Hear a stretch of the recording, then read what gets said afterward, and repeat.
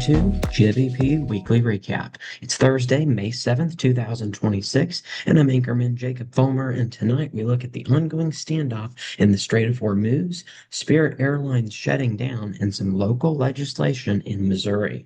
We begin tonight with the story driving headlines around the world, the ongoing conflict involving Iran and the ripple effects it's having on everything from global shipping to the price you pay at the pump. The situation between the United States and Iran continues to evolve, and it does so, and it has been doing so quickly. U.S. officials say Iran is expected to respond to a new American proposal sometime this week. President Trump has described recent talks as very good, though no details have been released publicly. At the same time, Iran has floated its own counter-proposal, one that U.S. officials have not yet accepted. Diplomats familiar with the discussion say both sides appear interested in avoiding a prolonged conflict, but the path to a formal agreement and how they're going to avoid that prolonged conflict remains uncertain. And in the meantime, the region remains tense. One of the biggest concerns continues to be the Strait of Hormuz, a narrow but critical shipping lane that handles roughly a fifth of the world's oil supply. Reports indicate that more than 1,600 ships remain stuck or delayed due to military activity, security concerns, and the sheer unpredictability of the situation. Shipping companies are rerouting vessels, insurance rates for tankers have surged, and global supply chains, already strained for years of disruptions, are feeling the pressure once again. Energy analysis say even small escalations in the region can have outsized effects on oil market. And right now, the uncertainty alone is enough to push prices upward. And that brings us into the part of the story that hits closest to home. Because while the conflict may feel far away, the impact is showing up in a place every driver notices: the gas pump. Gas prices across the United States continue to climb, and the increases are happening fast. The national average for a gallon of regular gas has now climbed over $4.50. That's one of the steepest week-to-week increases we've seen this year, and it's happening at a time when prices typically begin rising anyway due to seasonal summer demand. California continues to lead the nation with prices topping over $6 per gallon in many areas, but the increases aren't limited to the coast. States across the Midwest, including Missouri, are seeing significant jumps. Here in Missouri, prices have climbed to around $4.15, up more than 30 cents from last week. That's still below the national average, but it's a meaningful increase for a state that typically ranks among the cheapest in the country for fuel. Drivers say the rising prices are putting pressure on household budgets. Commuters are feeling it. Delivery workers are also feeling it as well. Families planning summer road trips are going to be feeling it also. Economists say the combination of global uncertainty, shipping delays, and seasonal demand is likely to keep prices elevated in the short term. At least here where I'm at in Columbia, we've seen gas prices around $4 to around $4.10. So that's been a really big increase that we've had here as well. We've seen a little bit cheaper in the southwestern region of Missouri, where we've seen gas prices around $3.80 to around $3.90. So what does this all mean for you? What can you expect in the week ahead? Let's go ahead and take a closer look at what analysts are saying and what you can do to prepare. For consumers, the biggest takeaway is simple. Expect higher prices for at least the next several weeks. Energy analysis say that unless there's a major diplomatic breakthrough, prices are likely to remain elevated and could rise further as summer travel ramps up. If you're planning a trip, experts recommend booking early and budgeting for fuel costs that may continue to rise. If you're staying local, the best advice is to shop around. Prices can vary by as much as 20 to 30 cents within the same city. Apps that track gas prices can help you find the best deals, and some grocery chains continue to offer fuel rewards programs that can bring prices down. The Energy Department says supply remains stable, but the global uncertainty is likely to remain and keep markets volatile. from the roads to the skies now because one of the biggest travel stories of the week is unfolding at airports across the country. And it's a story that caught people off guard. This, of course, that we're referring to is Spirit Airlines shutting down. It's a major development for air travelers. Spirit Airlines has shut down operations nationwide after failing to secure a $500 million federal bailout. The airline abruptly canceled flights across the country, leaving thousands of passengers stranded with little notice. This, of course, is something that we talked about during our breaking news segment, but we're going to go a little bit more into the details with the shutdown that took place with Spirit Airlines. And then, of course, also here on GWP, we do weekly news here as well as our weekly recaps. That's just kind of a quick reminder as to that here at the end of the week. Of course, today is Thursday. Typically, we do the weekly recaps on Friday. This week, we're doing it on Thursday due to a few scheduling conflicts with different holidays and as well as with different school activities that are going on, different finals and semesters wrapping up. So for that reason, there are going to be a few weeks where we either don't do the weekly recaps or the weekly news happens on a different day, or in this case, the weekly recap is on a Thursday. And so we sent out a post earlier this morning so you can get all of the updates on exactly when we're doing everything. We've got the weekly news next week, and then there won't be a weekly recap next Friday. So that's something that we've changed. And then the week of Memorial Day, because Monday is Memorial Day, our weekly news will premiere on that Tuesday. And so those are just a few small adjustments that we've made to our schedule during the month of May to accommodate these different holidays and different things that go on during this time of the year. But again, anyways, this is something that we covered, Spirit Airlines shutting down. We covered this news story a little bit during our breaking news segment. That was a replacement for the weekly news segment that we did on Monday. And so now we're going to go into more details about that. So, of course, as we mentioned, there was little notice with the shutdown. Airports from coast to coast reported long lines, crowded terminals, and frustrated travelers trying to figure out what to do next. Many customers said they received little communication from the airline. Some learned about the shutdown only after arriving at the airport itself. Spirit employees, including pilots, flight attendants, and ground crews, were informed that the shutdown is indefinite. The company has not provided a timeline for when or if operations might resume. Industry analysis say Spirit has been struggling financially for months. Rising fuel costs, increased competition, and declining customer satisfaction has all played a role. The failed bailout appears to have been the final blow. And while Spirit doesn't operate out of the Columbia Regional Airport, the impact is still being felt across the Midwest, and it could affect your travel plans even if you've never flown Spirit. Nearby airports in Kansas City and St. Louis both saw significant disruptions, with passengers scrambling to find alternative flights. Some airlines have offered limited rebooking assistance, but many travelers are facing higher fares due to reduced competition. Experts say the loss of Spirit, even temporarily, could lead to higher ticket prices nationwide, especially on routes where Spirit was a major low-cost competitor. And it's not just passengers feeling the impact. Travel agents say they've seen a surge in calls from customers worried about upcoming trips. Airports are adjusting staffing and gate assignments, and other airlines are reevaluating their pricing strategies as well. So, what happens now? Is there any chance that Spirit could return? Let's take a look at what industry experts are saying. The Department of Transportation says it is monitoring the situation closely, but there is no clear path forward for Spirit at this time. Some analysts believe the airline may seek a merger or acquisition. Others say bankruptcy is possible if the shutdown continues. For now, passengers with upcoming Spirit flights are being advised to check the airline's website for refund information and to explore alternative travel options. Travel experts say that if you have a trip planned in the next few months, it's worth double checking your itinerary, even if you're not flying Spirit, because the ripple effects could continue to be felt elsewhere. from national headlines to state politics now because it's been a busy and contentious week in Jefferson City, and several decisions made at the Capitol this week could have a direct impact on families, businesses, and communities across Missouri.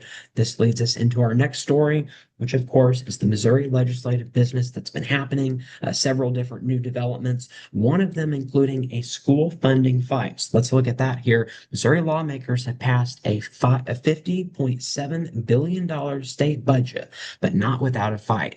The biggest point of contention, school funding. The debate centered on whether the state's projected lottery revenue, which helps fund public education, is actually realistic. Some lawmakers argue the projections are overly optimistic and could leave schools facing shortfalls later in the year. Education groups say they're concerned about the uncertainty, especially as districts continue to deal with staffing shortages, rising costs, and pressure to increase teacher pay across the state of Missouri. Despite the disagreements, the budget ultimately passed, but the debate is expected to continue into the next session. And that's not the only major bill moving through the Capitol this week. Another piece of legislation is drawing attention from both business owners and disability advocates. This, of course, that we're talking about is the Sue and Settle website accessibility lawsuits. Governor Mike Kehoe has signed new legislation aimed at curbing what supporters call Sue and Settle website accessibility lawsuits. The bill gives businesses 90 days to fix ADA-related website accessibility issues before a lawsuit can proceed. Supporters say that the measure protects small businesses from predatory legal tactics. Disability advocates argue it may weaken enforcement of accessibility rights and could delay necessary improvements to online services. The law takes effect later this year, and businesses across the state are already preparing to review their websites for compliance. And then finally, tonight in state politics, a major gambling proposal has been stopped in its tracks. It's an issue that has been debated for years, and this week, lawmakers made their position much more clear. The Missouri Senate Committee has unanimously rejected a bill that would have legalized regulated video lottery terminals statewide.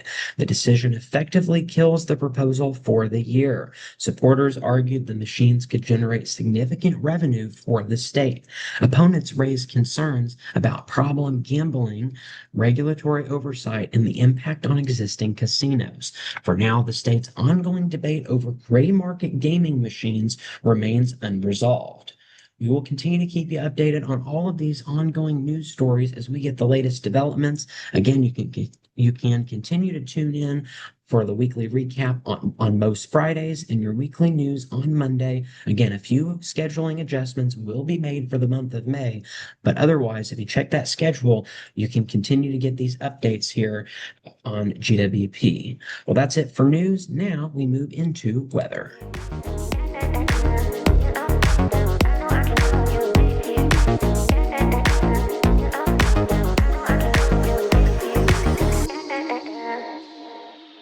Now we move into weather. Overall, things looking pretty dry here across the country, which is good. We don't really have a whole lot of weather alerts. We do have some ongoing severe weather across the state of Florida. And then in the eastern side of Florida, we've got some red flag concerns, a few different frost and freeze alerts here across the north.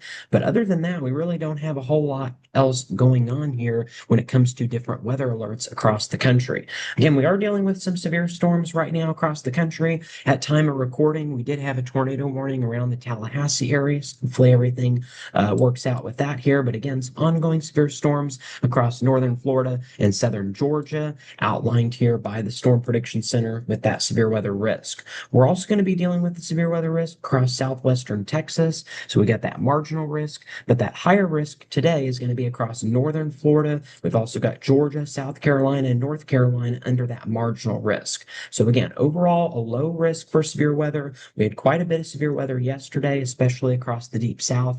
But again, today's risk is going to be a lot lower. And the good news is here we're going to be staying dry, at least here in the state of Missouri. So that, of course, is some positive news.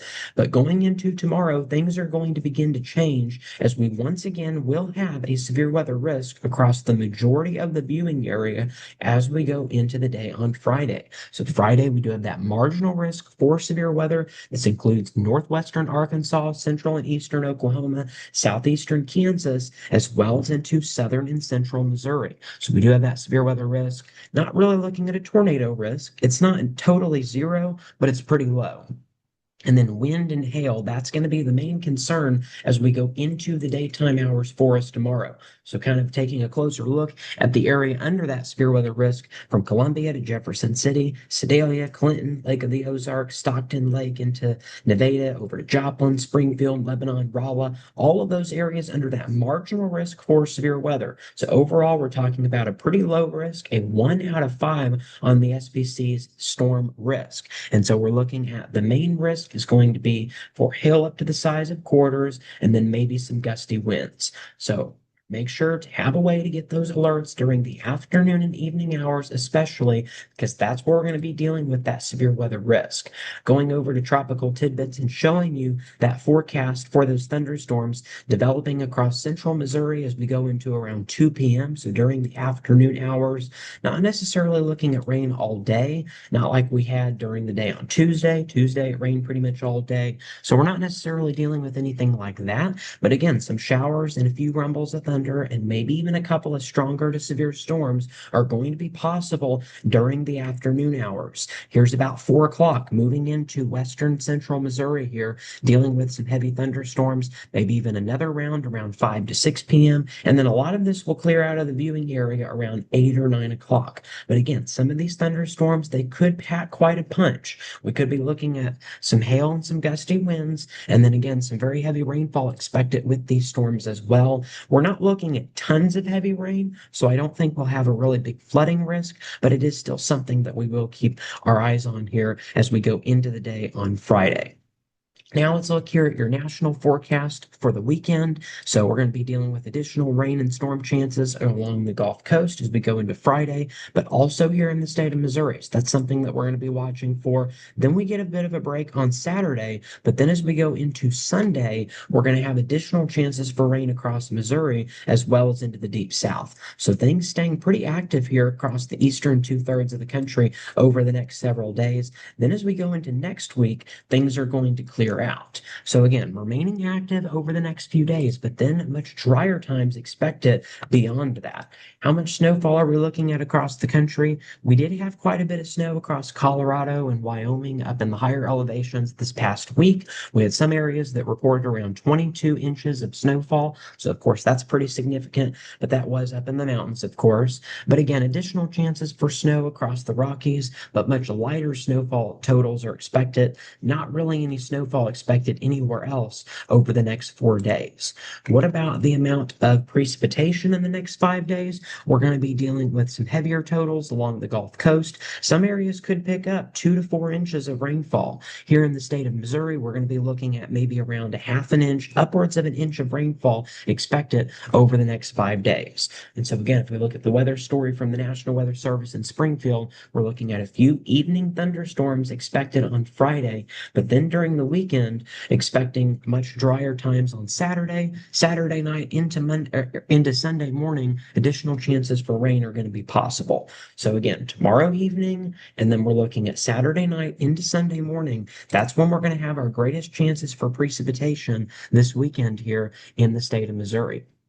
What about your temperature outlook? It is going to warm up a little bit on Friday and Saturday. Then we're going to have a brief cool down with temperatures returning to below average on Sunday and Monday. And then as we go into next week, temperatures will start to rebound and we will start to see more summer-like temperatures building as we go into the later part of the month of May here. Let's go ahead and look at your long range here. So the temperatures, 6 to 10 day temperature outlook looking at above average temperatures across the western and central portion of the U.S. That's something we're expecting. We're also expecting precipitation to run just slightly above average. So additional chances for rain and thunderstorms are going to be possible. This is going from May 12th through the 16th. So temperatures returning to a little bit above average and the precipitation remaining above average as well. May is already a pretty wet month for us here in the state of Missouri. So expecting additional rain chances over the next several weeks here. Let's go beyond that. Your 8 to 14 day outlook showing that pretty much the entire country is expecting to deal with temperatures slightly above average as we go from May 14th through the 20th. So we started off with pretty cool start to the month of May this past week, first 7 days of the month. But now it appears that we're going to be returning to much above average temperatures for the later part of the month here. 8 to 14 day outlook also showing you where we're going to be dealing with above average precipitation. All right, what about the global tropics hazards outlook? Again, this is updated every Tuesday. Not really seeing any concerns here across the Atlantic or the Eastern Pacific, staying really below average when it comes to rainfall probabilities. So, no tropical weather is expected in the near term here across the Eastern Pacific and Atlantic. So, that is certainly some good news as we get closer to that hurricane season. We'll continue to keep you updated here on GWP as we go throughout the hurricane season, which again, in the Atlantic begins on June 1st. In the Eastern Pacific begins in just 8 days on next Friday. Looking at your hazards outlook when it comes to temperatures, slight risk of above average temperatures across Texas and Oklahoma, where we're going to be dealing with that heat. And then as far as the risk for high winds, we've got that concern here across the Central Plains as well as out west. That's it for weather. Now we move into sports.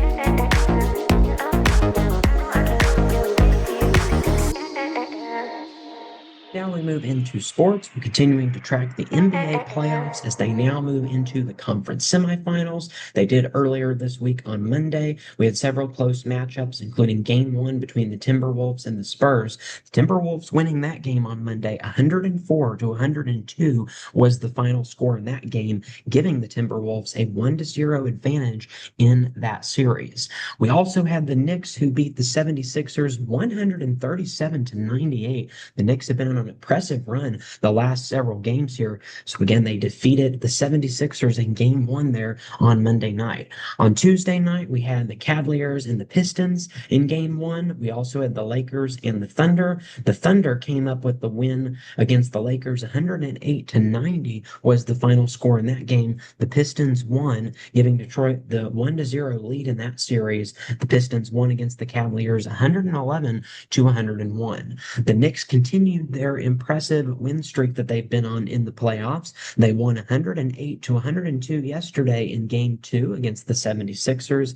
That now gives the Knicks a 2-0 lead. As we mentioned, though, not as impressive as the win that they had on Monday night. They won by 39 points in game one, but the 76ers did make it closer yesterday as they only won by 6 points, so narrowing that margin. For the Spurs, they were able to tie the series as they beat the Timberwolves 133 to 95. That was after the Timberwolves barely won in game one. So the Spurs came up with an impressive victory after their close loss on Monday. That now ties the series 1-1. Later today, the Cavaliers and the Pistons will be taking on each other once again at 6 p.m. for game two of the series. The Lakers and the Thunder will also have game two later this evening. Tomorrow, the Knicks and the 76ers will have game three tomorrow night at 6 p.m. And then at 8:30 tomorrow night, the Spurs and the Timberwolves will continue with game three. So that's where we're at in those conference semifinals there in the NBA. We've also been tracking the ongoing playoffs with the NHL, with the Stanley Cup Finals coming up very soon. In the second round of the playoffs, we've had some pretty big updates to go ahead and tell you about here. The Hurricanes beating the Flyers in game two, 3-2. That game went into overtime, so that was a very close one. We also had the Golden Knights defeating the Ducks in game one, 3-1 Monday night. And then Tuesday night, the Avalanche expanded their lead in the series to 2-0 as they won 5-2 against the Wild. That was after They had a wild 9-6 finish against the Wild on Sunday night. Yesterday, we also had the Sabres that beat the Canadians 4-2 in game one of that series. The Ducks defeated the Golden Knight yesterday to tie the series. The final score in that game was 3-1. Game three between the Hurricanes and the Flyers will be later today. Again, currently with that 2-0 lead the Hurricanes have in the series. We also will have the Canadians and the Sabres taking on in game two tomorrow night. Tomorrow night will also feature matchups between the Golden Knights and the Ducks. Then on Saturday, we got the Hurricanes and the Flyers in game four, the Avalanche and the Wild. The Avalanche hoping to continue their 2-0 lead in the series or expand that as we go into Saturday night. And then Sunday, we've got the Sabres and the Canadians, the Golden Knights and the Ducks will also be taking on each other, the Canadians in game three, and then the Golden Knights and Ducks there in game four. So again, the NHL playoffs will continue to be in full swing as we go through this weekend. So that's something that you'll be able to continue to track. Something else that we've been tracking here is the different softball tournaments that we've had. College softball now moving into that tournament season. That will determine, of course, who makes it into the NCAA playoffs. Missouri's run coming to an end as they lost against Auburn 6-2. Auburn, number 14 in the SEC, within that seating. They had two impressive wins. They not only won against Missouri, but they also went against Texas A&M. They won that game 11-8 on Wednesday, and then now they're in a very close matchup with Florida. Currently, right now, Florida is very close to winning that game. At the time of recording, the Florida Gators had a 10-8 lead over the Auburn Tigers. The Florida Gators, their record is 47-9 versus the Auburn Tigers, whose record is only 27-27. So we also had impressive victories from Mississippi State. They unfortunately did lose their next game against Arkansas. Arkansas and Alabama will be taking on each other later this afternoon. We will also have Ole Miss and Texas facing off. Georgia will be taking on Oklahoma. Oklahoma, the number one seed there in the SEC tournament. They're also number one overall in the nation. All right, well, that is all the time that we have for this evening here. Thanks for tuning in. This has been your GWP Weekly Recap. Have a great week, and we'll see you back here next time on GWP Weekly Recap.